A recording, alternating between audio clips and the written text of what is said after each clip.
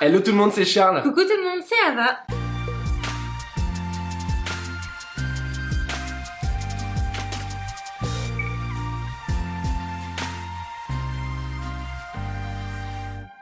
On espère que vous allez merveilleusement bien aujourd'hui. Nous, ça va excellemment bien parce qu'on va faire une recette à la pistache et c'est assez rare qu'on le fasse sur la chaîne. C'est clair, je crois que jusqu'ici on a fait qu'une seule recette à la pistache, c'était une tarte fraise pistache de Christophe Michalak. Si vous aussi ça vous donne envie quand ce sera la saison des fraises, c'est en description, n'hésitez pas à aller la voir. Vous avez été assez nombreux récemment sur Instagram, si vous ne le savez pas encore, c'est juste ici que ça se passe, à nous demander de réaliser une tarte à la pistache et à la fleur d'oranger des jardins sucrés. Je sais pas si vous les connaissez, ce qu'ils font, c'est... Ça a l'air juste dingue, en tout cas on n'a pas eu la chance encore de déguster ce qu'ils font Non mais en visuellement boutique. c'est incroyable. C'est clair, et hyper gourmand. C'est clair. Et on a regardé la tarte et on s'est dit, ok, on va la faire, ça a l'air monstrueux. Et comme d'habitude, on peut remercier Fou de Pâtisserie, leur magazine, parce qu'on a trouvé la recette dans ce petit numéro-là, un des derniers, et c'est juste encore une fois excellent. Nos livres de chevet. C'est ça.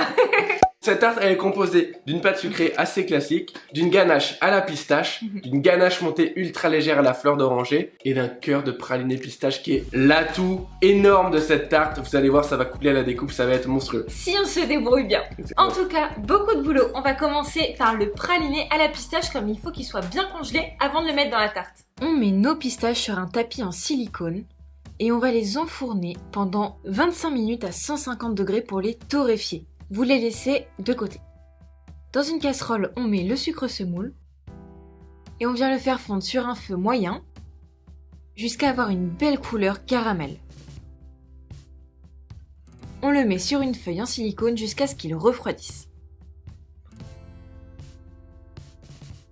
Dans un robot coupe, on vient mettre nos pistaches torréfiées avec notre caramel froid. Et on mixe le tout jusqu'à obtenir un praliné très lisse. Vous allez voir, c'est très important pour qu'il coule à la découpe. Une fois qu'on a notre praliné, on peut le mettre dans un récipient et on ajoute la fleur de sel délicatement à la maryse. Il est prêt, on peut le mettre dans une poche sans douille et les mettre dans nos dômes. Toutes les dimensions de nos moules seront en description. Et on place le tout 4 heures minimum au congélateur. Bon, maintenant on peut faire la ganache montée à la fleur d'oranger toute légère. Vous hydratez avec de l'eau froide votre gélatine pendant au moins 15 minutes au réfrigérateur. Puis dans une casserole, vous mélangez la crème avec le glucose. Et vous faites chauffer à feu moyen jusqu'à obtenir un léger frémissement. Puis vous versez cette crème chaude en 3 fois sur le chocolat blanc préalablement fondu en émulsionnant à la maryse ou au mixeur plongeant. Vous émulsionnez un premier tiers puis un deuxième tiers qui va lier la ganache et vous ajoutez la gélatine bien hydratée. Vous mélangez bien pour qu'elle fonde. Puis vous ajoutez la crème liquide froide et l'eau de fleur d'oranger. Vous mélangez bien, vous pouvez parfaire l'émulsion au mixeur plongeant si vous le souhaitez. Puis vous la versez dans un grand récipient à fond large, la filmez au contact et la mettez au réfrigérateur pendant 4 heures minimum. On va enchaîner avec la pâte sucrée. Vous allez voir, il va falloir la mettre un petit peu au réfrigérateur, puis au congélateur et enfin la cuire. On vous explique tout ça juste maintenant. Dans le bol du robot, on met notre beurre et on vient le mélanger avec la feuille jusqu'à ce qu'il soit crémeux. On ajoute ensuite le sucre glace et on crème le tout. Quand on a une belle texture de crème, on ajoute les œufs préalablement battus, puis la farine petit à petit.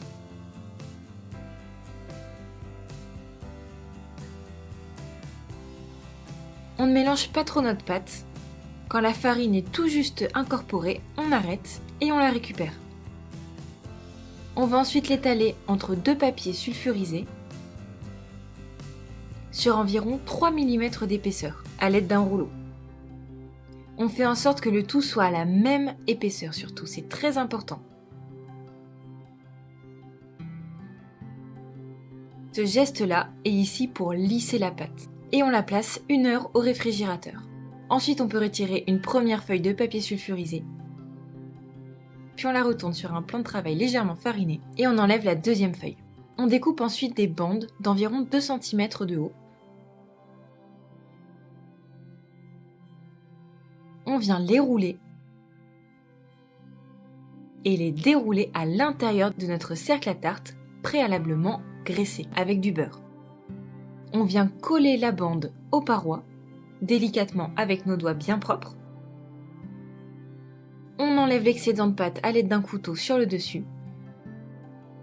On pose sur notre pâte et on vient appuyer pour créer notre fond de tarte. On fait des trous à l'aide de notre fourchette et on place le tout 4 heures au congélateur. Une fois que les fonds de tarte sont bien congelés, on les enfourne pendant environ 30 minutes à 160 degrés. Et voilà, on peut décercler et on retire de la plaque.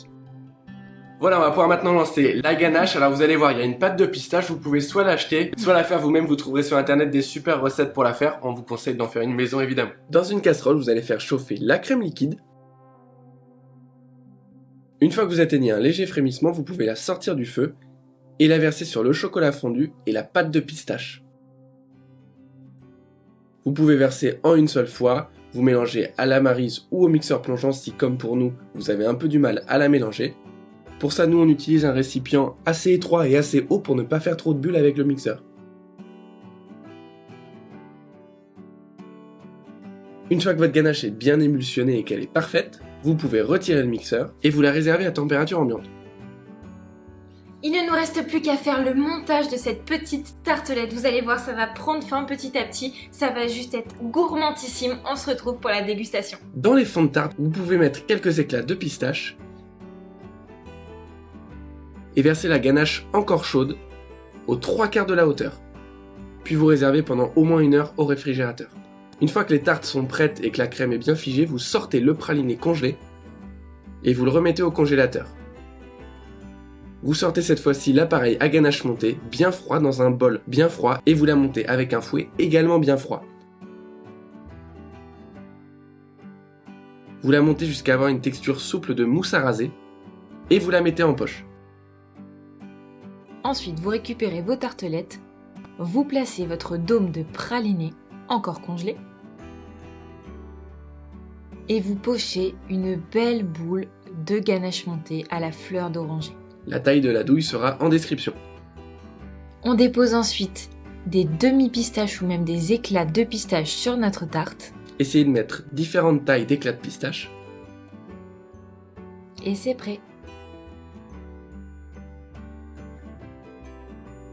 Attendez bien sûr que l'insert soit décongelé avant de la découper.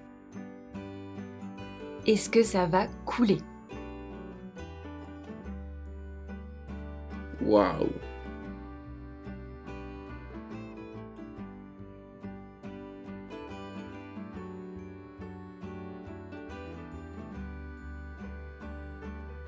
Il y a la team cuillère et la team à la main. À la vous. Ouf.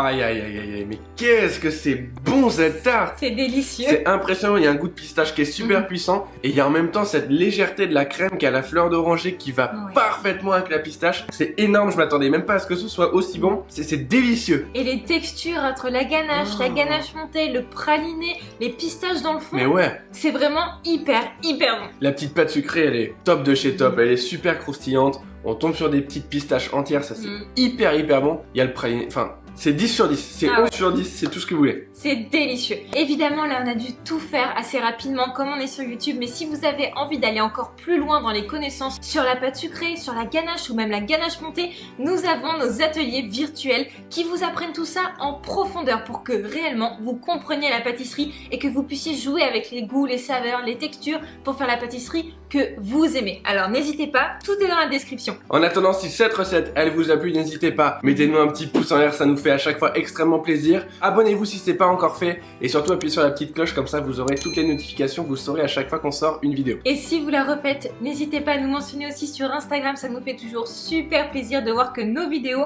vous aident à réaliser des desserts juste extraordinaires. Et comme ici, il est vraiment extraordinaire, on a hâte de voir vos réalisations. Ah, celui-là, refaites-le à fond. On vous embrasse très fort et on vous dit à mercredi. Ciao.